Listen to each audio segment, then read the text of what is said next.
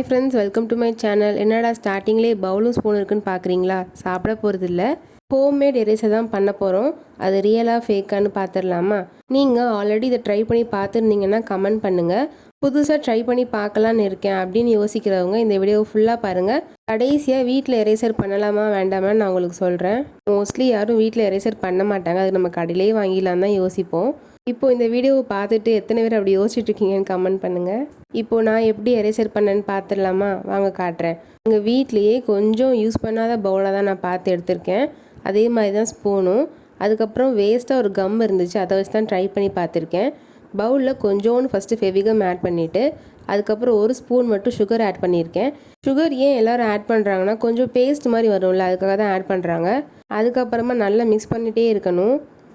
நான் மிக்ஸ் பண்ணுறதுக்கே அங்கே பாதி நேரம் போயிடுச்சு. அது கொஞ்சம் பேஸ்ட் மாதிரி வந்ததுக்கு அப்புறமா நான் பவுடரை ஆட் பண்ணியிருக்கேன். அதுக்கப்புறம் ஃபுல்லாக மிக்சிங் தான். சரி, ஸ்பூன்கிட்ட தான் எவ்வளோ நேரம் மிக்ஸ் பண்ணுறதுன்ட்டு சரி கையை யூஸ் பண்ணிடுவோன்ட்டு கை தான் யூஸ் பண்ணேன். அந்த வீடியோ நான் எடுக்கலை, நான் என்னாலே பார்க்க முடில.